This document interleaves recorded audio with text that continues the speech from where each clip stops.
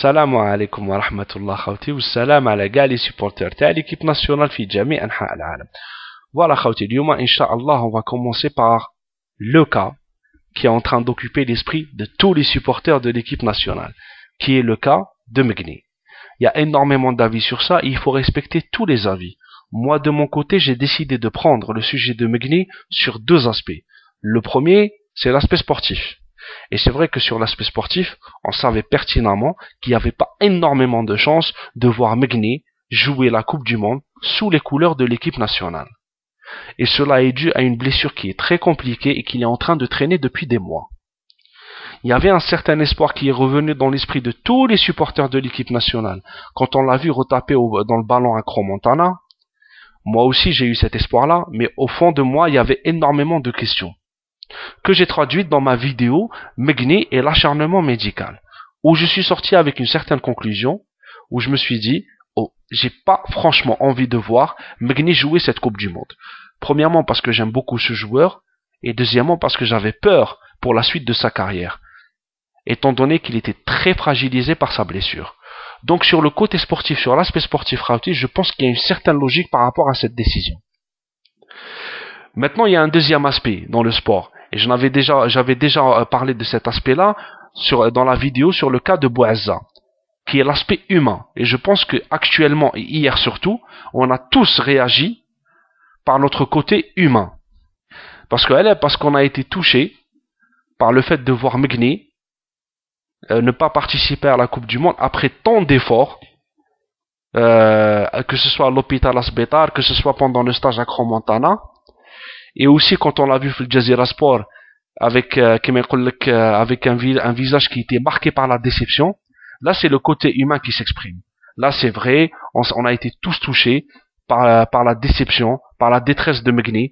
On sait très bien que si on se met à la place du joueur, rater une Coupe du Monde c'est quelque chose d'énorme.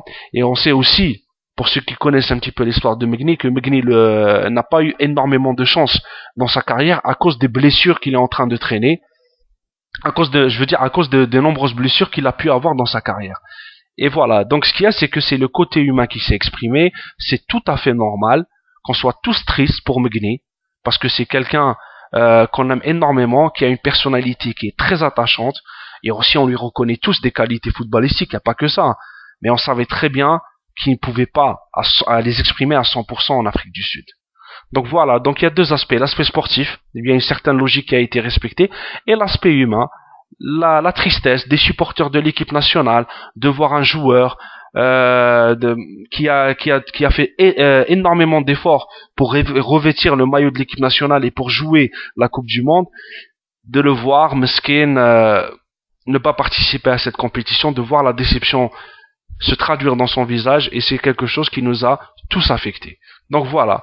Donc pour moi, le cas Megni, il y a ces deux aspects-là. Maintenant, Khawti, juste pour donner mon avis très très rapidement sur la blessure de Megni, je pense, on va pas refaire l'histoire, mais moi je pense que Megni aurait dû être ménagé pendant la Coupe d'Afrique. Je le pense, franchement. Pour le joueur, je pense qu'il aurait dû avoir son intervention chirurgicale en décembre, si je me souviens bien, normalement c'était prévu en décembre. On aurait dû faire l'impasse sur la Coupe d'Afrique, on n'aurait pas dû le faire jouer, que ce soit contre l'Angola, il est rentré à la 67e minute contre l'Angola, il a joué aussi contre la Côte d'Ivoire et l'Égypte. Je pense qu'on aurait dû le ménager, on aurait dû faire cette intervention et peut-être aujourd'hui on l'aurait eu à 100%. Maintenant ça sert à rien franchement de trop polémiquer, la chose est passée, on verra après la Coupe du Monde quelles sont les leçons qu'il faut en tirer par rapport au cas de Megni et par rapport à la prise en charge du cas de Megni, je veux dire. Voilà.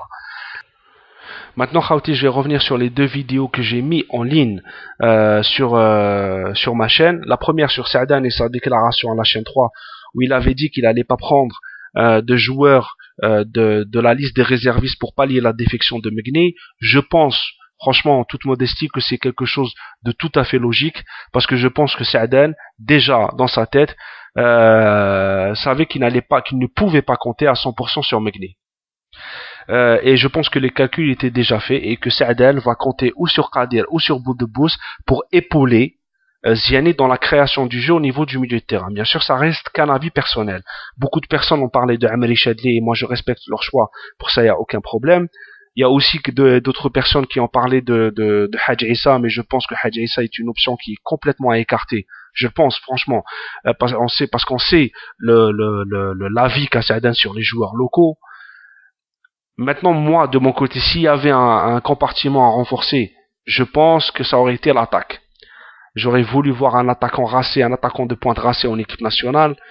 Maintenant, sur la liste des réservistes, il n'y a même pas un attaquant racé. Un attaquant de pointe racé. Mais d'après ce que j'ai pu lire à droite à gauche, après je peux me tromper, dites-moi si je me trompe, je pense que Saadane avait dit qu'il pourrait faire appel à un joueur en dehors de la liste des réservistes. Maintenant, on ne sait pas. Al-Muhim, moi ce que je dis, Amri Chadli, Hadj Issa ou un attaquant de pointe racé, je pense que Saadane partira avec ce groupe-là. Je veux dire, qu'il partira avec ce groupe-là en enlevant un gardien. Voilà. À part s'il y a des blessures ou s'il y a encore des défections d'autres joueurs. Ce qu'on souhaite pas, Inch'Allah. Al-Muhim. Et bien sûr aussi, pour dire autre chose, si Qadir ou Boudebouz ne satisfait pas l'entraîneur, peut-être qu'il va faire appel à Amri Chadli ou à Hadj Issa. Al-Muhim, là, pour le moment, ce qu'on sait, c'est que Saadane ne fera appel à aucun joueur de la liste des réservistes. Ce qu'on sait, là, pour le moment. Voilà, Khawti. Maintenant, pour la deuxième vidéo que j'ai mis en ligne sur Saadane et la conférence de presse où on l'a vu pleurer. Il y a énormément d'avis sur ça aussi. Il y en a qui disent qu'il a pas dû pleurer, qu'il aurait pas dû pleurer. Il y en a qui disent que c'est tout à fait normal qu'il pleure. Moi, je pense franchement qu'il aurait dû maîtriser ses émotions. C'est vrai que Saadane a un petit problème par rapport à ça. Et Saadane, ça veut pas dire qu'on dit pas à Saadane de ne pas pleurer s'il a une affection assez particulière pour le joueur, mais il aurait dû faire ça loin des caméras, parce que les sélectionneurs, pour moi, doivent donner une image positive de l'équipe nationale, qui doit véhiculer un espoir après cette déception que nous on a vécu en tant que supporters, cette déception du fait que Megni ne participe pas à la Coupe du Monde, lui doit nous dire que voilà, que les choses continuent, qu'il n'y a pas de problème, qu'il y a des joueurs ici qui peuvent apporter quelque chose à l'équipe nationale. Et c'est vrai que le voir pleurer, c'est quelque chose qui va affecter les supporters, qui va affecter aussi les joueurs qui ont perdu un ami avec Megni. Donc pleurer devant les caméras, ça, c'est quelque chose qu'il ne faut pas faire. Le sélectionneur doit toujours se montrer fort. C'est le capitaine du bateau. Donc, si lui commence à perdre ses moyens, c'est quelque chose qui peut être traduit de manière très négative. Maintenant, moi, c'est mon avis. Et j'appelle à tous les supporters j'appelle tous les supporters à ne pas polémiquer sur ça. Ça ne sert à rien. À 20 jours avant la Coupe du Monde, on peut donner nos avis, mais dans un esprit apaisé. Ça sert à rien de se faire la guerre sur les larmes de Saadane. Chacun a son avis. Pour ça, il faut respecter l'avis de l'autre. Moi, de mon côté, je pense qu'il aurait dû maîtriser ses émotions. Voilà. Il y en a qui vont me dire le contraire. Il n'y a pas de problème, je respecte votre avis d'avance. Pas de problème. Ça sert à rien de polémiquer avant la Coupe du Monde. Il faut que maintenant qu'on pense positif. Et c'est à Saadane de nous donner cet esprit positif. C'est lui le capitaine. Donc on compte sur lui par rapport à ça. Maintenant, rapidement, Khawti, pour finir, je me suis intéressé aux blessés et le stage en altitude par rapport à la blessure. Très rapidement. Mon ami Malek d'AlgérieFootball.net m'a déjà envoyé un lien il y a quelque temps où on voyait un spécialiste algérien qui s'appelle Ammar Bourassi qui expliquait que le fait de prendre des joueurs blessés ou qui revenaient de blessures en altitude était quelque chose de négatif. Donc je vais vous mettre le lien et vous allez voir cette vidéo-là. Moi, de mon côté, j'ai cherché aussi. Je suis tombé sur un rapport qui s'appelle le rapport Bila et Gazo, qui a été édité en 2003. Donc Bia et Gazo. Donc Véronique Bia, pour parler de cette personne-là parce qu'elle est plus importante, c'est une référence ici en France par rapport au sport et par rapport au sport en altitude. Donc c'est une scientifique et physiologiste spécialiste dans la physiologie de l'effort.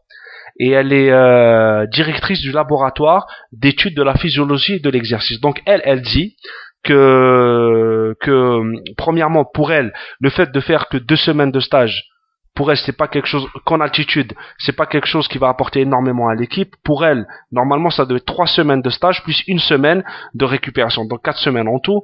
Maintenant sur la blessure, parce que c'est ça qui nous intéresse, d'après ce que j'ai pu lire, elle dit que premièrement la fatigue qui est accumulée en altitude se traduit de manière négative sur la blessure, et aussi elle dit la même chose que ce docteur qui est Ammar Boras, que le sang arrive mal oxygéné à la blessure, et ça aussi c'est négatif par rapport à la blessure. Donc voilà, Khawti. Donc je sais qu'il y a le cas de Bouguerra qui est en train d'inquiéter le staff technique. C'est franchement le cas qui inquiète le plus. J'espère que ce stage-là en attitude ne va pas être compromettant pour Bouguerra et qu'on va le revoir en équipe nationale. Voilà, parce qu'on sait qu'il a une blessure qui est assez compliquée. Bien sûr, c'est quelque chose qu'il faut encore chercher. On va chercher encore. Donc apparemment, entre l'altitude et la blessure l'altitude pour des joueurs blessés ou des joueurs qui reviennent de blessure, c'est pas quelque chose qui est très conseillé.